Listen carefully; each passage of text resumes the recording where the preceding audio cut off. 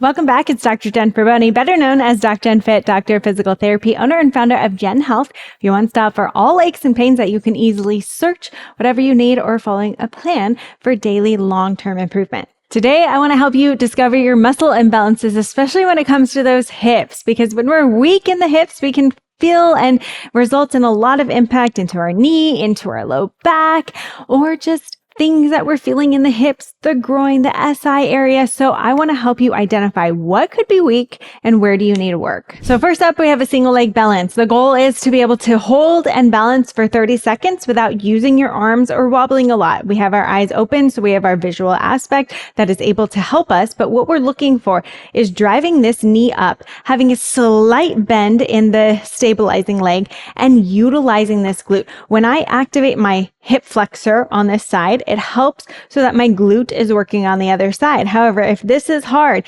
getting that knee up and holding that pressure into the hip, this could be a good indicator we're a little weak on that side. So make sure to test both sides. Again, you're going to press down, have a slight bend in that knee, drive the opposite knee up, and we're going to see how stable are we on this stabilizing leg. Am I really falling out of balance, especially as soon as I get into it? Can I relax my arms down without falling out to the side or moving? Okay, that's something that you want to check. Now I want to see a single leg step down. This is actually a harder movement than a lot of people give it credit for. So you could be on a stair, you could be on a bench, on a step stool. Bench is probably a little aggressive for this one. We're just doing a test. So what I want to see, and this is something you can do in front of a mirror if you have that step stool, is just stepping the leg down. What tends to happen as I come down? You don't have to reach the heel all the way for the ground as well if you absolutely can't. But things that I want to look out for is my knee falling on the inside of my big toe. Does my hip pop out to the side the moment I start to go? A lot of us are going to want to reach that heel for the ground and kind of cheat it, and we end up popping that hip up, which means we don't have good stability. So ideally, you're keeping those hips completely stable. You're keeping that knee in a line directly over the second to third toe, and you're coming down and you're coming up, and you can do it with control 5 times on each side. You might notice there's a difference side to side. So try it on the other side as well. Again, hips, your goal is to create stability here. You're going down and up 5 times. What do you feel? Do you feel more of your quad? Do you feel more of your glute? If you're feeling more on your quad and your knee, this can be a good indication that that is where you tend to live, and we're not utilizing our glutes quite as much as we could be. So bringing more attention back here, doing exercises that help to support this in a single leg squat or bend can be really supportive to help increase strength here. So that's another indicator of what we're looking for. Next, we're going to test our hip strength across all planes of movement. So really getting all sides of our hips here. And the first one I want to do is a modified side plank for a clam. So you're going to come into a side plank position on your knees, and you're going to keep your feet together, not pressing together, but just touching. And you're going to come up into a side plank, and at the same time, you're going to open your legs for a clam. We come down, so almost like round down to the ground, and then open, coming down and opening. And the goal here is to do 30 unbroken, getting all the way to the top, all the way locked out into that side plank and utilizing your hips. And you should feel your glutes working especially if we're going full range of motion here, coming down and coming up.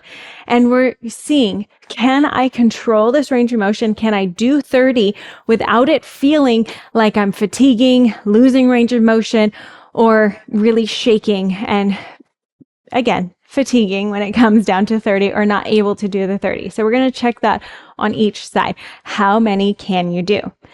Now, one of the hardest ones is Copenhagen planks. And this is probably the most neglected exercise that I see people not doing.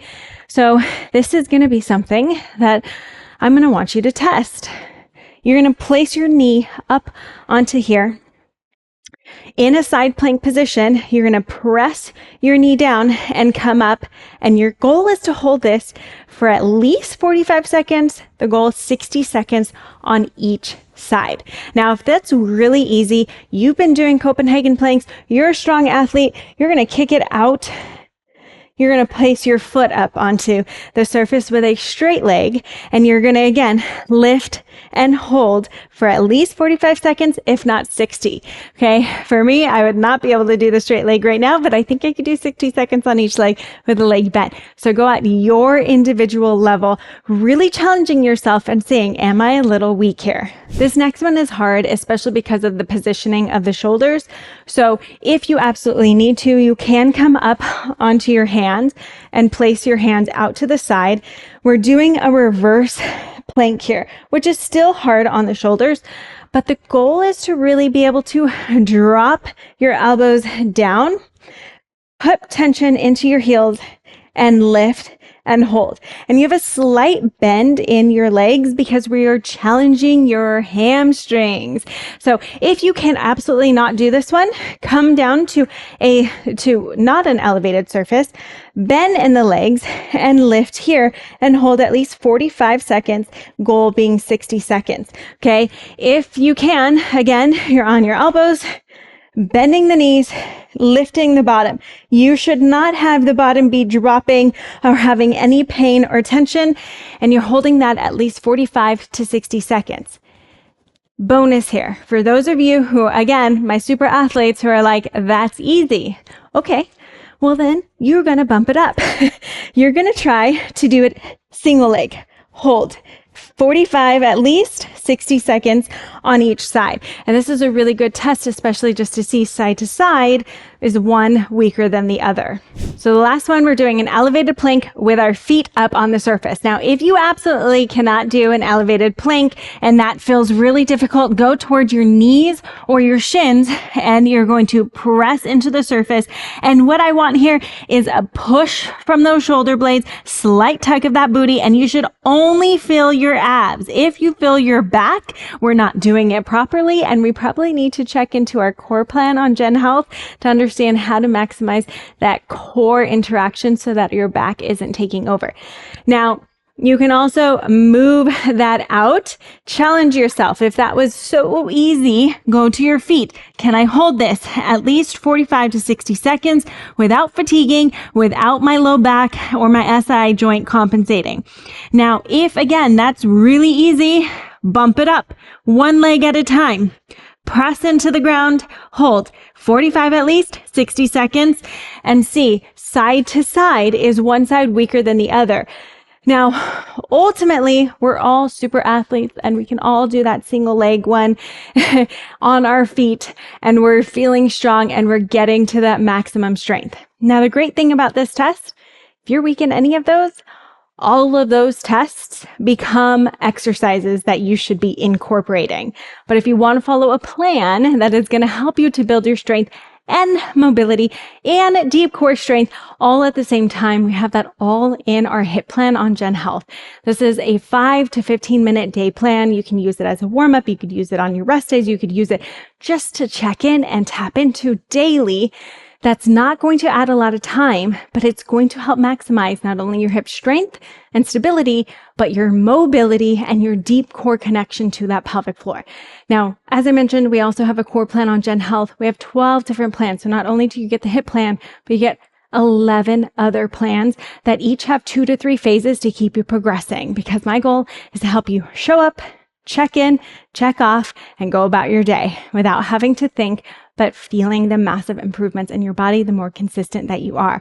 So if you want to get started for just $20, use code OPTIMAL at checkout and get into Gen Health. Don't forget, if you love what you're learning, I have so much more in stock for you. So hit that subscribe button, check out the other videos I've done in the past, and leave any comments of any suggestions that you have for videos in the future. And I can't wait to help you feel incredible and amazing within your body.